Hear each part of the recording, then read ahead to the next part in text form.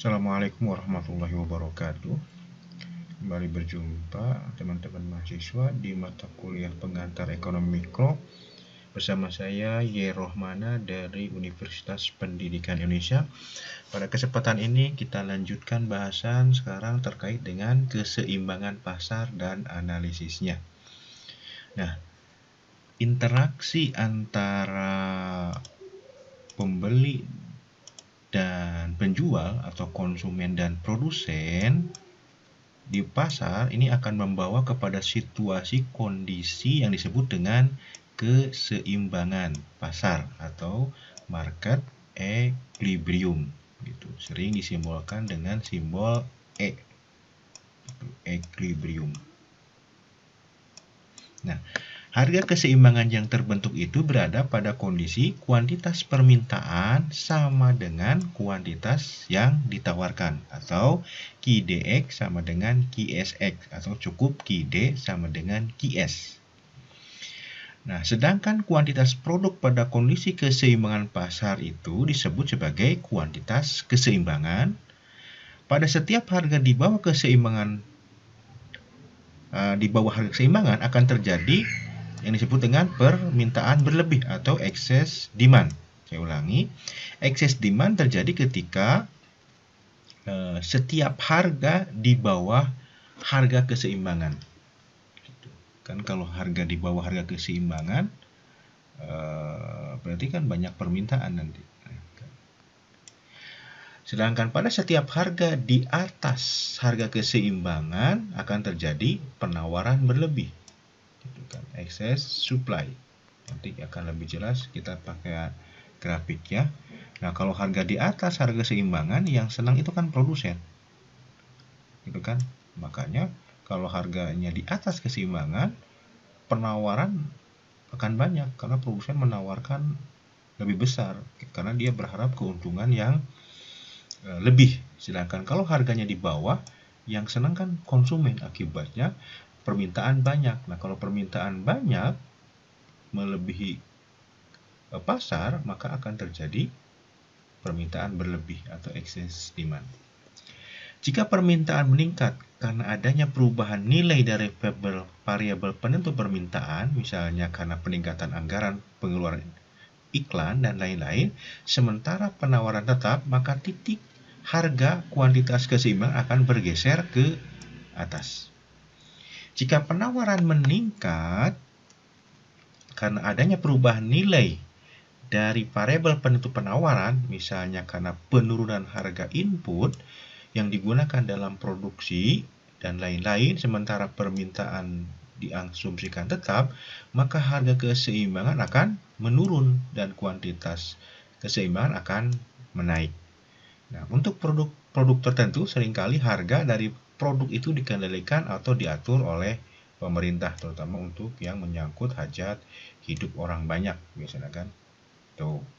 Maka bisa kita buat peta konsep keseimbangan pasar bahwa keseimbangan pasar terjadi ketika gitu kan jumlah yang ditawarkan sama dengan jumlah yang diminta atau harga yang diminta sama dengan harga yang ditawarkan. Nah, titik temunya seperti ini kan kemarin sudah kita bahas di chapter sebelumnya atau di video pembelajaran sebelumnya. Ini permintaan kan berslop negatif ke sini, turun dari kiri atas ke kanan bawah. Kemudian penawaran berslop positif, naik dari kiri bawah ke kanan atas. Nah, titik potong antara permintaan dan penawaran inilah terjadinya keseimbangan. Nah, kalau harganya tadi misalkan harga pasarnya 2 kan di sini kan harga pasarnya 2 nih. Tapi kemudian misalkan harganya di bawah harga pasar, misalkan di harga 1, maka yang terjadi adalah penawaran sedikit tapi yang minta banyak. Di sini permintaan yang banyak. Gitu. Di sini. Sedangkan yang menawarkan di sini.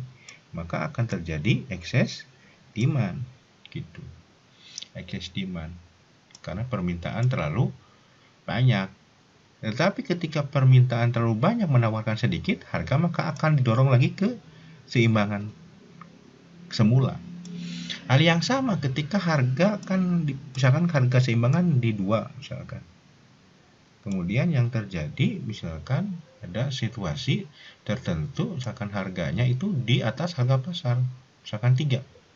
Maka kalau terjadi di harga 3, maka yang minta sedikit di sini misalkan hanya 20, yang menawarkan banyak di sini. Misalkan sebanyak 60. Maka ini berarti daerah excess supply. Nah, kalau penawaran lebih besar daripada permintaan, maka harga akan didorong kembali ke harga keseimbangan awal, yaitu di 2. Gitu. Jadi, akhirnya akan kembali ke keseimbangan. Gitu ya. Nah, ini dalam mikro disebut dengan proses distribusi berdasarkan harga atau price rationing. Gitu. Di bab 1 di buku saya sudah dijelaskan. Teman-teman nanti baca buku referensinya ya. Jadi, jika kuantitas yang diminta melebihi kuantitas yang ditawarkan, ini kan tadi di daerah ini 60 yang diminta, tapi yang ditawarkan hanya 20, maka harga cenderung akan naik lagi.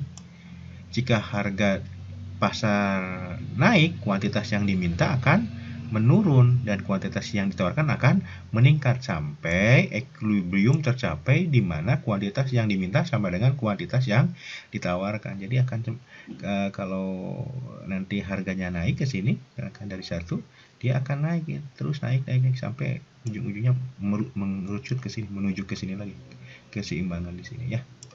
Hal yang sama juga jika kuantitas yang ditawarkan melebihi kuantitas yang diminta pada harga sekarang, maka harga cenderung turun. Jadi dia akan turun lagi ke sini. Akan turun, akan mengerucut kembali ke keseimbangan awal. Kira-kira seperti itu. Kita lanjutkan. Nah, sekarang kita belajar analisis grafik perubahan keseimbangan pasar. Bagaimana permintaan berubah atau penawaran berubah mempengaruhi terhadap keseimbangan. Contoh kasus 1. Teman-teman perhatikan, ini kita analisis grafik, jadi anak ekonomi harus paham selain teori, sekarang paham grafiknya. Kasus 1 misalkan perubahan permintaan, di mana permintaannya meningkat. Gitu ya, permintaan meningkat. Diketahui. Kondisi yang pertama di sini, teman-teman ya. Kondisi pertama di sini, bahwa keseimbangan pasar terjadi ketika D1 berpotongan dengan S di sini. Berarti di sini kan, kurva ini berpotongan di sini di equilibrium 1 saat P1 dan Q1. Dimisalkan tadi kasusnya permintaannya meningkat. Nah, kalau permintaan meningkat berarti kurva permintaan bergeser ke kanan gitu kan, ke sini. Kalau permintaannya meningkat, bergeser misalkan ke D2 pergeserannya itu. Nah, ini sangat subjektif pergeserannya. Yang penting bergeser lebih dari D1. Nah, bisa saja di sini sebenarnya, atau bisa saja di sini, terserah gitu ya. Misalkan saya di D2-nya di sini. Maka kalau kemudian penawarannya tidak berubah, berarti keseimbangan baru di sini, di E2. Gitu ya, di E2. Saat P2 dan Q2. Kesimpulannya, berarti ke yang ketiga, kita kasih poin ketiga, bahwa ketika permintaan meningkat dan penawaran tetap, maka harga akan naik, ya kan, ke sini. Jadi dari P1 ke P2, dan yang ke dampak yang berikutnya, bahwa kuantitas naik juga dari Q1 ke Q2. Saya kira seperti itu. Bisa dipahami ya. Jadi mulainya dari keseimbangan awal di S1 saat D1 bertemu dengan S di sini. Kemudian permintaan meningkat. Kalau permintaan meningkat, maka kurva D-nya bergeser ke kanan, ke D2. Terbentuklah keseimbangan baru saat D2 bertemu dengan S di E2 dan harganya P2 dan Q2. Dampaknya harga naik, kuantitas juga naik.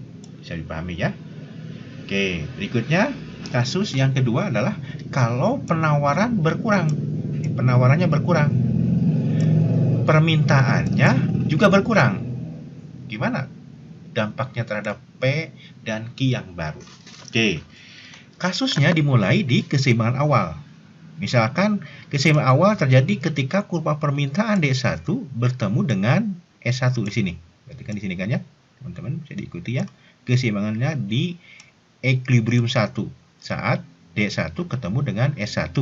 Sehingga terbentuk harganya adalah P1 dan kuantitasnya di Q1. Itu awal ceritanya. Kemudian baru masukkan kasusnya. Penawaran berkurang. Kalau penawaran berkurang berarti kurva S-nya bergeser ke kiri. Gitu ya. Bergeser ke kiri, penawarannya berkurang itu. Kenapa ke kiri? Kenapa tidak ke kanan bawah gitu ya? Ini kalah ke kiri atas.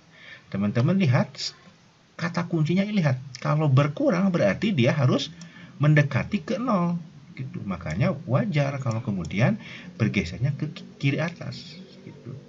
Oke, sini ya. Misalkan ke S2.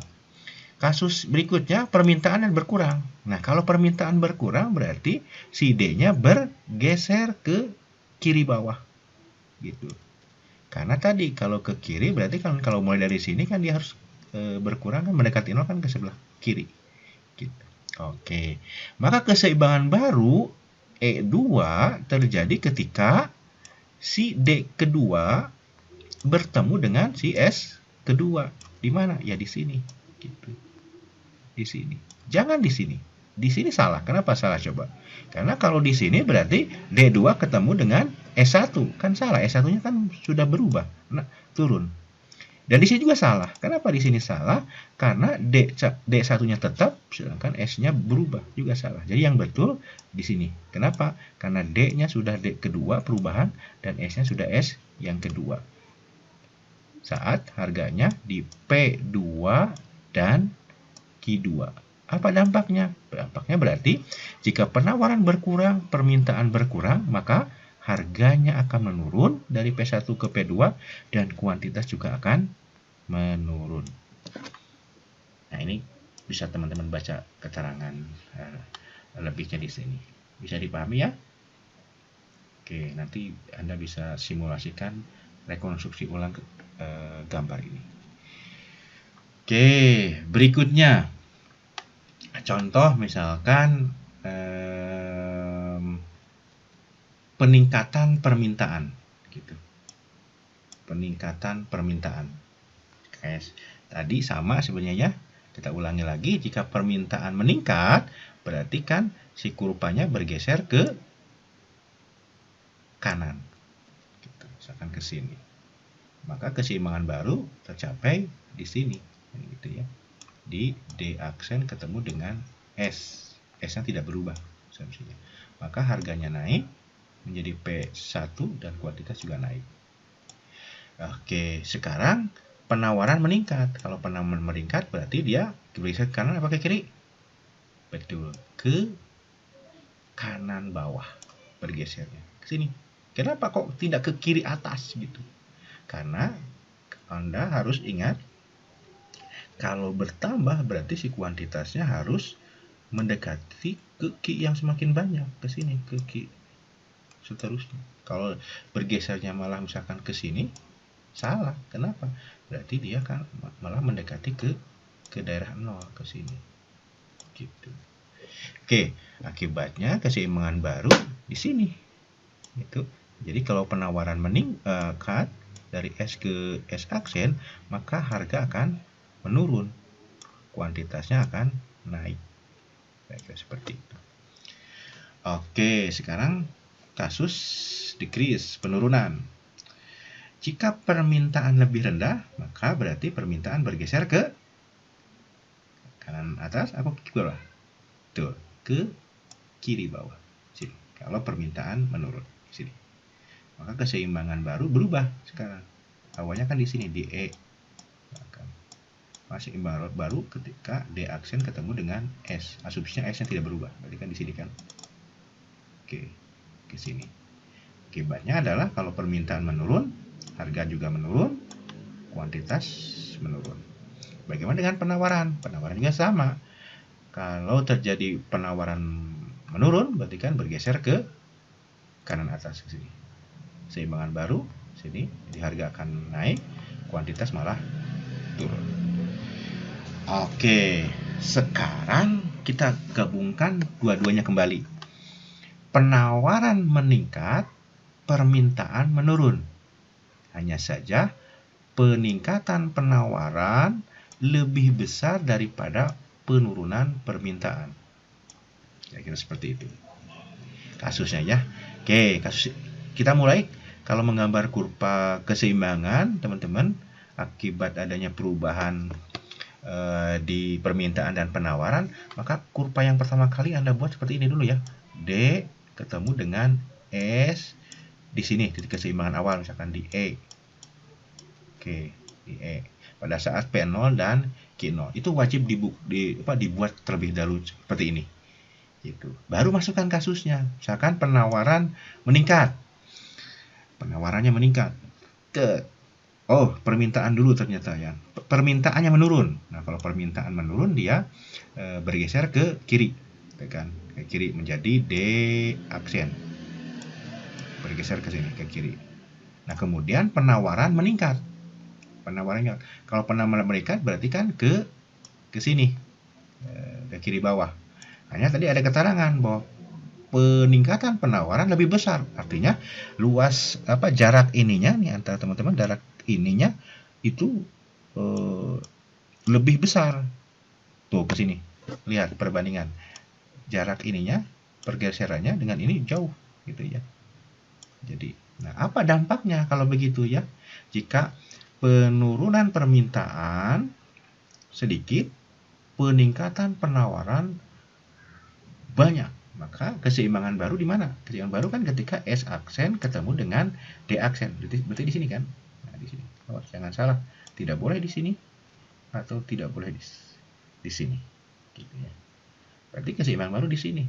Nah, dampaknya adalah kalau penawaran meningkat, permintaan menurun dan penawarannya lebih besar peningkatannya dibanding penurunan permintaan, harga yang terbarunya adalah menurun dan kuantitasnya naik walaupun sedikit. Oke, bisa dipahami ya. Kasus berikutnya biar Anda tambah paham. Kasusnya seperti ini sekarang. Penawaran meningkat, permintaan menurun. Hanya saja kasusnya ini ada, lihat catatannya di sini nih. Catatannya bahwa peningkatan penawaran lebih kecil dibanding penurunan permintaan. Dampaknya apa? Dampaknya sih sudah dikasih jawabannya ini. Cuman kita buktikan benar nggak jawabannya seperti ini. Kan gitu kira-kira.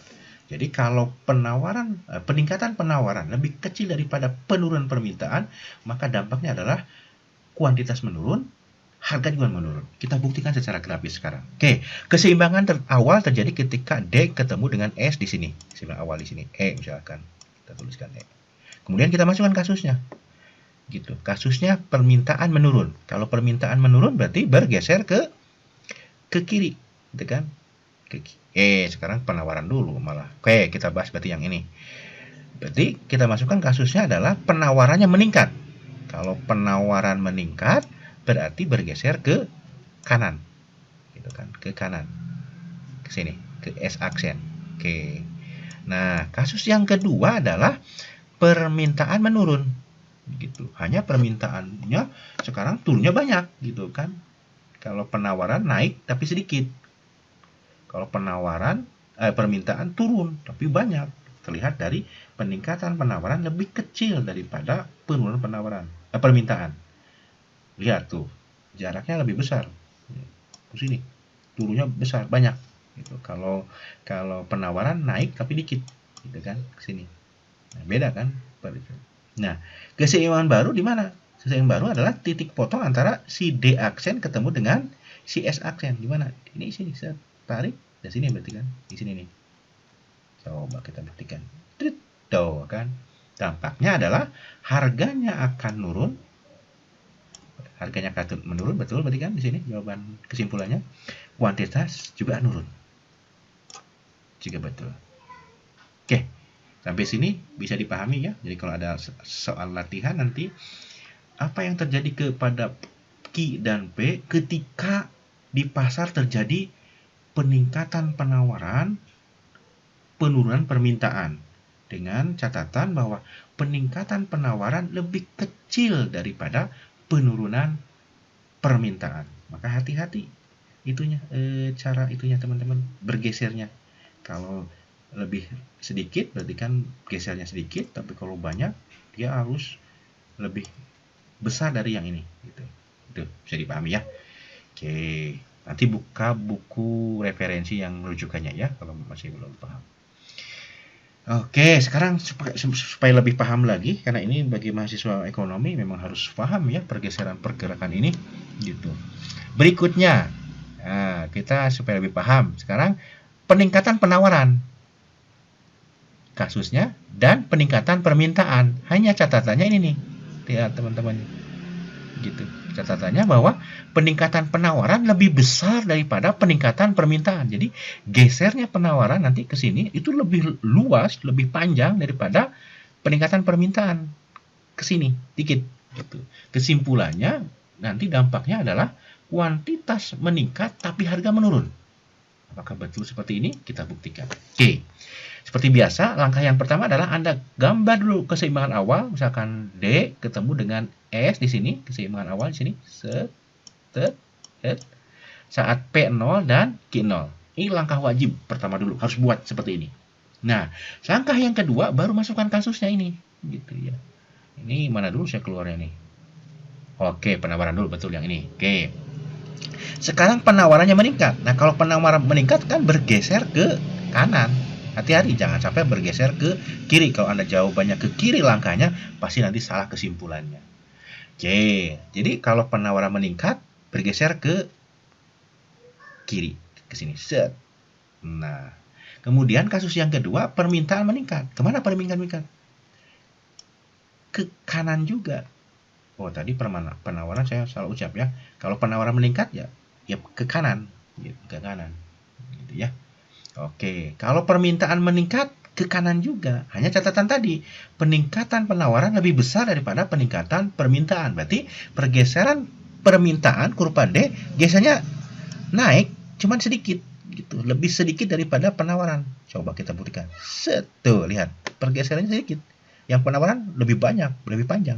Karena tadi catatannya bahwa ini lebih besar, Kak. Diasumsikan misalkan. Jadi penawaran produksi pasar lebih banyak daripada permintaan dari konsumen. Apa yang terjadi di pasar? Baru. Maka titik potong baru adalah ketika si D aksen ketemu dengan S aksen. Seperti di sini kan, di sini, di E aksen misalkan. Hati-hati, tidak boleh di sini, tidak boleh di sini. Oke, maka kesimpulan baru di P1 dan Q1. Apa kesimpulannya? Harga menurun. Harga menurun berarti betul ini. Yang kedua, kuantitas naik. Kuantitas meningkat. Oke, paham ya? Oke, supaya lebih paham lagi, satu lagi di sini. Set, kasusnya adalah permintaan meningkat, penawaran juga meningkat. Tapi sekarang dibalik. Peningkatan permintaan lebih besar gitu kan, lebih besar daripada peningkatan penawaran gitu. Jadi yang minta meningkat, yang menawaran meningkat. Cuman permintaan meningkatnya banyak gitu ya. Jadi yang mintanya banyak sekali, yang menawarkan meningkat juga, cuman nggak sebanyak permintaan. Apa yang terjadi? Kesimpulannya sih ini. Kuantitas naik, harga naik. Kita buktikan. Langkah yang pertama seperti biasa ya, jangan lupa kita gambarkan dulu kurva permintaan awal, kurva penawaran awal, keseimbangan baru di sini berarti. Oke, saat E misalkan ketika P0 dan Q0. Itu langkah yang pertama, wajib. Nah, langkah yang kedua seperti biasa, masukkan kasusnya. Gambarnya apa dulu tadi ya? Oke, sekarang S dulu. Nah, sekarang kita masukkan S. Set. Kalau S meningkat berarti dia bergeser ke kanan ke sini. Set. Nah, permintaan meningkat. Hanya sekarang kasusnya adalah peningkatan permintaan lebih besar. Berarti permintaan meningkat, berarti kan sama, bergeser ke kanan juga, ke sini. Cuma sekarang lebih besar. Kalau tadi penawaran sedikit ke sini, permintaan harus lebih besar. Tuh, gesernya lebih besar ke sini. Jadi jaraknya lebih jauh peningkatannya. Kalau ini cuma sedikit, tapi meningkat juga. Cuma lebih besar permintaan. Maka keseimbangan baru ketika D aksen ketemu dengan S aksen. Di mana itu? Tarik aja, set, berarti di sini. Tidak boleh di sini, tidak boleh, juga tidak boleh di sini. Tapi di sini. Di aksen dengan aksen ketemunya. Maka di E aksen misalkan. Saat P1 dan Q1. Kesimpulannya, dampaknya berarti terhadap P meningkat, betul ini, dan Q-nya juga meningkat. Q-nya meningkat. Oke, bisa paham ya? Oke, nah sekarang tadi teorinya sudah, grafiknya sudah, sekarang matematik. Jadi jurusan ekonomi, orang yang mempelajari ekonomi harus paham teori, harus paham grafik, dan harus paham matematiknya. Sekarang ke matematiknya. Keseimbangan pasar terjadi bisa saja ketika kuantitas yang diminta sama dengan kuantitas yang ditawarkan. Gitu. Mang sok itu atuh mang. Sok atuh. Nah kalau sampai deal berarti sama. Atau harganya sama. PD sama dengan PS. QD kuantitas yang diminta, QS kuantitas yang ditawarkan. Kalau PD harga yang diminta sama dengan PS harga yang ditawarkan. Oke, kita bahas satu yang sebelah. Nah, QD itu fungsinya adalah A min BP, sedangkan penawaran A plus BP. Kenapa negatif ini, lihat itu? Kenapa negatif ya? Kalau permintaan, alasannya kenapa coba? Kalau permintaan negatif. Kalau penawaran positif, kenapa ya? Gitu. Jawabannya betul. Kalau negatif karena berlakunya hukum permintaan itu kan arahnya negatif. Dan makanya kurvanya juga berslop negatif. Sedangkan penawaran kan hukumnya kan berlaku positif. Jika harga naik, penawaran naik. Jika harga turun, penawaran turun. Kalau permintaan, jika harga naik, permintaan turun. Jika harga turun, permintaan naik. Berarti berlakunya negatif hubungannya. Makanya wajar dia hubungannya min. Kalau penawaran pernah positif, maka wajar dianya positif. Jadi, Anda tidak boleh bingung kenapa dia negatif, kenapa dia positif di penawaran. Kira-kira seperti itu alasannya. Nah, sekarang gimana kalau ada pajak? Gitu. Simbolnya T, tax, gitu, pajak. Maka keseimbangan baru terjadi ketika QD sama dengan QS aksen. Jadi yang kena pajak hanya ke penawaran. Gitu. Walaupun nanti si pajak itu kemudian dari penawar itu dibagikan ke konsumen gitu kan. Gitu. Cuman pemerintah memberikan pajak itu awalnya ke produsen. Makanya yang terkena pajak adalah QS bukan QD. Jadi QD tetap seperti semula. Gitu. Tapi kalau penawaran berubah karena ada pajak. Makanya QD masih tetap yaitu A min BP, sedangkan QS kena pajak berubah sekarang. Nah, kalau pajaknya spesifik, pajak spesifik itu kan berarti per unit gitu kan. Satuan mata uang misalkan dolar, rupiah gitu. Makanya persamaan barunya adalah QS aksen sama dengan A plus B dikali P min T. Tapi kalau pajaknya proporsional, bentuknya persentase, maka fungsinya QS aksen sama dengan A plus B kali P min TP. T adalah pajaknya, yang persentasenya, dan P adalah harganya. Kalau di sini kan spesifik berarti satuan nominal. Gitu. Misalkan 2 dolar atau 2 rupiah kan tinggal masuk. Tapi kalau ini persentase, misalkan 0,1 kali P. Nah, bagaimana kalau ada subsidi? Sama, subsidi juga mempengaruhi ke keseimbangan baru, dampaknya ke penawaran juga, ke QS aksen. QD-nya tetap gitu. QD-nya tetap tidak berubah. Tidak berubah. Yang berubah QS aksen. Makanya QD-nya tetap berubah yaitu A min BP, sedangkan QS berubah. Kalau bukan pajak, maaf ini salah ketik, ini subsidi, ini subsidi. Jadi ini S, simbolnya subsidi, ini juga S, subsidi. Makanya kalau subsidi spesifik, satuan nominal uang, maka A plus B kali P ditambah S. Gitu. Kenapa ditambah ya? Kenapa? Kalau pajak mengurangi gitu. Logikanya seperti ini teman-teman. Pajak itu akan mengurangi kuantitas. Ya kan? Nah, kalau subsidi itu kan menambah kuantitas. Karena dengan subsidi kan murah, makanya menambah kuantitas. Wajar kalau kemudian ininya positif. Tapi kalau pajak mengurangi kuantitas. Karena kalau dipajakin kan perusahaan jadi mengurangi produksinya karena biaya produksinya meningkat gara-gara pajak Tapi kalau subsidi, biaya produksi menurun, murah, wajar kalau ininya penawarnya meningkat, makanya ininya plus. Dan untuk proporsional SP. Oke, nanti baca buku itunya ya, buku referensinya untuk contoh kasusnya. Saya di sini cukup untuk yang rumus-rumusnya saja dulu. Oke, hal yang sama keseimbangan juga bisa terjadi ketika PD sama dengan PS. PD berarti kan fungsi inverse dari QD di sini kan. Makanya PD sama dengan A min BQ, PS sama dengan A plus BQ. Keseimbangan baru ketika ada pajak adalah ketika PD sama dengan PS aksen, di mana PS aksen itu ini untuk pajak spesifik, PS aksen sama dengan A plus BQ ditambah T langsung, atau pajaknya proporsional berarti PS aksen sama dengan A plus BQ ditambah TP. Dan untuk subsidi, mohon maaf salah juga, ini subsidi harusnya, tapi ini simbol sininya betul. Untuk subsidi adalah keseimbangannya terjadi ketika PD sama dengan PS, berarti PS-nya adalah kalau dia subsidi spesifik berarti PS-nya aksennya adalah A plus BQ min S, dan kalau dia subsidinya proporsional berarti persentase PS aksen sama dengan A plus BQ min SP. Nah, kalau sudah dapat persamaannya, kembalikan lagi ke sini, selesaikan baik subsidi maupun eliminasi. Oke, saya pikir itu contoh soal ada ini, kebetulan ada contoh soalnya. Diketahui fungsi permintaan suatu barang adalah Q sama dengan 15 min P dan fungsi penawarannya adalah Q min 6 plus 2P. Pertanyaan pertama, tentukan harga dan kuantitas keseimbangan pasar P dan Q-nya. Oke, kita jawab. Keseimbangan tadi syaratnya adalah ketika QD sama dengan QS. Ya, masukkan saja fungsi QD masukkan ke sebelah QD-nya dan fungsi penawaran masukkan ke sebelah QS-nya. Maka 15 min P sama dengan min 6 plus 2P. Min 6 pindah ruas ke sebelah kiri ke sini kan gitu. Maka kalau awalnya min, kalau pindah menjadi positif, ditambahkan ke 15 menjadi 21. Sedangkan min P pindah ruas ke sebelah kanan, maka menjadi positif. 1 tambah 2P berarti 3P. Maka P sama dengan hasil bagi 21 dibagi 3 adalah 7. Jadi harga keseimbangannya adalah 7.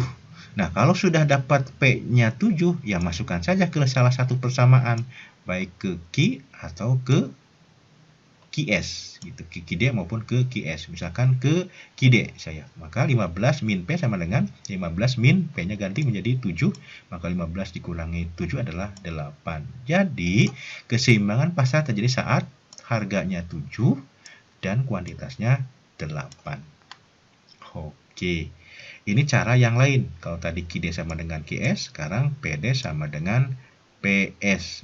Tapi syaratnya, karena soal adalah QD sama dengan 15 min P, maka ini harus diinverskan dulu. Dirubah, maka sekarang menjadi P sama dengan 15 min Q, sedangkan Q min 6 plus 2P, inversnya adalah P sama dengan 3 plus 0,5 Q. Paham ya inverse? Pindah posisi. P-nya pindah ke sebelah kiri, Q-nya masuk ke sebelah kanan. Nah, seperti ini.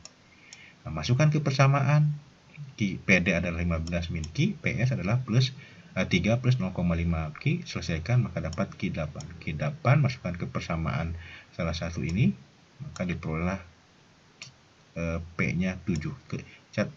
Kesimpulannya sama saat P-nya 7 dan kuantitasnya 8. Jadi Anda boleh pakai cara QD atau cara PDPS. Oke. Yang kedua adalah jika pajak, nah sekarang ada pajak, jika ada pajak $3 per unit, berarti ini pajak spesifik. Tentukan P dan Q keseimbangan baru dan hitung berapa besar pajak ditanggung konsumen, pajak ditanggung produsen, dan penerimaan pemerintah. Nomor C nanti buat kurvanya. Oke. Sekarang kasusnya adalah ada pajak T sama dengan 3. Nah, kalau pajak kan ngaruhnya hanya ke QS ya, makanya QS aksen. Maka berarti sama dengan C plus D kali P min T. Kalau di sana boleh A plus P. Ini hanya simbol ya. Min T berarti kan diketahui kan di soal itu kan Q sebelum pajak ini kan ini min 6 plus 2P. Berarti min 6 plus 2. Sekarang dalam kurung P min berapa pajaknya? Masukkan saja 3 ke sini langsung. Gitu. Kalau spesifik gitu kan 3. Diselesaikan saja min 6 berarti 2 kali P 2P, dan 2 kali min 3 adalah min 6. Min 6 ditambahkan 6 min 12. Berarti kita punya persamaan QS aksen ini. Setelah dapat QS aksen, masukkan ke keseimbangan baru saat QD sama dengan QS aksen. QD-nya tidak rubah seperti soal di awal. Min 15 min 5P sama dengan, nah QS barunya yang ini. Masukkan ke sini. Gitu. Selesaikan, berarti 27 sama dengan 3P, maka P adalah 27 dibagi 3 adalah 9. Jadi harga baru setelah ada pajak adalah 9. Tadi kan hanya 7. Oke, nah saat P7 maka Q-nya adalah masukkan saja ke salah satu persamaan, bisa ke sini atau juga boleh ke sini. Bebas. Hasilnya pasti sama. Misalkan kita pakai yang 15 min P, 15 min P, 15 min P-nya sekarang P yang baru 9, maka hasilnya 6. Jadi ketika ada pajak, sekarang harganya adalah P sama dengan 9, lebih mahal. Masuk akal kan, kalau pajak pasti harganya akan lebih mahal dan kuantitasnya akan turun. Tadinya 8, sekarang hanya 6. Oke. Oke, ini cara yang lain dengan PS aksen. Kalau di sini kan QS aksen, ini cara PD PS aksen. Silakan saja dipelajari, tapi hasilnya sama. Oke, kemudian berapa besarnya pajak ditanggung konsumen? Ini rumusnya. Pajak ditanggung konsumen adalah TK simbolnya P aksen min P. P aksen adalah harga setelah pajak dan P tanpa aksen berarti harga sebelum pajak. Nah, harga setelah pajak kan 9. Ya kan tadi di soal sebelumnya. Dan harga sebelum pajak adalah 7. Maka pajak ditanggung konsumen sebanyak 2. Nah, 2 dibandingkan dengan total pajak 3 itu sekitar 67%-nya. Oke, jadi berikutnya pajak ditanggung produsen. Kita simbolkan TP. Rumusnya adalah TP sama dengan T min TK. T adalah total pajak, sedangkan TK adalah pajak konsumen. Berarti pajak konsumen yang ini. Makanya masukkan ke sini. Set. Kedua, total pajak di soal kan 3. Berarti 3 dikurangi pajak konsumen 2 adalah 1. Nah, 1 dibandingkan dengan total pajak 3 adalah sekitar 67%-nya. Nah, kalau 67%, bukan 67% ya. 33% ini salah, mohon maaf. 33% harusnya. 33%. Jadi yang menikmati pajak malah konsumen, teman-teman. Gitu. Jadi kalau ditotalkan ya 100%.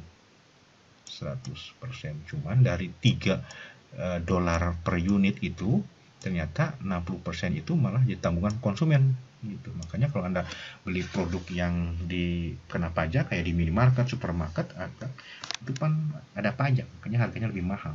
Beda dengan pasar tradisional. Itu udah bisa nawar, bisa diskon, bisa ngutang lagi mungkin ya. Jadi makanya disarankan banyak ke pasar tradisional saja lah ya. Nah, bagaimana dengan penilaian pemerintah? Penilaian pemerintah adalah rumusnya T dikali Q aksen. T-nya adalah total pajak, Q aksen adalah kuantitas setelah kena pajak. Total pajak kan 3 di soal. Yang kuantitas setelah ada pajak adalah 6. Berarti 3 kali 6 adalah 18. Kira-kira seperti itu. Ya, itulah $18 per unit yang terjual, yang menjadi pendapatan negara. Nah, kemampuan berikutnya juga kita jangan lupa untuk menggambar kurvanya. Oke. Menggambar kurva, kita gambar kurva permintaan dulu misalkan ya, kurva permintaan. Di soal QD sama dengan 15 min P. Nah, paling mudah menggambar kurva permintaan pakai pemisalan, teman-teman. Oke, misalkan jika P-nya 0, masukkan saja P-nya 0 kayaknya. Ini kan 0, P-nya 0. Jika P-nya 0, maka 15 dikurangi 0 berapa? 15. Berarti Q-nya 15. Sekarang dibalik. Jika Q-nya yang 0, kita masukkan Q-nya ke sini 0. Maka berapa P-nya? Maka P-nya pindah ruas ke sini, tetap 15 kebetulan. Oke, bisa ya. Maka masukkan sekarang ke kurva satu-satu biar Anda paham. Masukkan ke kurva. Jika P-nya 0, ini P. Jika P-nya 0, P-nya 0 berarti di sini, maka Q-nya 15. Tarik garis ke sini, 15 di sini. Dapat misalkan di sini. Oke. Langkah yang kedua, dibalik. Sekarang jika Q-nya 0, berarti kan Q ini. Q ini. Q-nya 0 di sini, maka P-nya berapa? 15. Tarik ke bawah ke atas, dapat 15. Maka tarik di antara dua titik ini, maka inilah kurva permintaan. D, kita simbolkan D misalkan. Saat 15 min P. Paham ya sampai sini? Menggambar kurva? Oke. Sekarang kita gambar kurva penawarannya. Kurva penawaran sama seperti di soal ini. Penawaran adalah QS sama dengan min 6 plus 2P. Kembali, paling mudah menggambar dengan pemisalan. Pemisalannya adalah jika P-nya 0. Jika P-nya 0, masukkan aja P-nya 0 ke sini. 0 kali 2, 0. 0 ditambah min 6 berapa? Min 6. Maka Q-nya min 6. Oke, dapat. Sekarang kita balik. Tadi P, sekarang Q. Q-nya 0. Maka Q-nya masukkan ke sini 0. Masukkan 0. Coba. Kalau 0 di sini, maka ini min 6 bisa pindah terus ke sini kan? Menjadi 6. Nah, 6 sama dengan 6 sama dengan 2P sekarang. 2P. Maka P-nya berapa? P-nya berarti hasil bagi 6 dibagi 2, yaitu 3. Maka wajar P-nya sama dengan 3. Paham ya? Nah, kalau sudah dapat seperti ini, masukkan kembali ke kurva ini. Masukkan data ini ke kurva. Oke, kita mulai dari sini. Jika P-nya 0, mana P? Ini kan P. Ini P. P-nya 0, ini. Ketika P-nya 0, maka Q-nya min 6. Kalau min berarti kan ke sebelah kiri. Misalkan di sini, min 6. Nih, kebetulan min 6 di sini misalkan. Oke, dapat titik 1. Sekarang ambil titik 2. Jika Q-nya 0. Nah, sekarang Q. Berarti Q di sini kan. Jika Q-nya 0. 0 kan di sini. Maka P-nya 3. Tarik ke atas P-nya. Kan ini P soalnya. P-nya 3. Misalkan di sini. Nah, tarik di antara dua titik ini. Tarik ke atas. Kan terbentuk ini. Nah, inilah penawaran kita.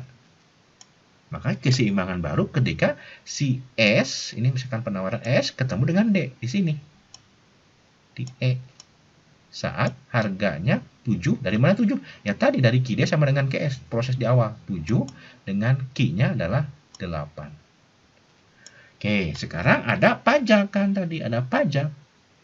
Kan ada pajak, penawarannya fungsinya sekarang berubah, yaitu QS aksen sama dengan min 12 plus 2P.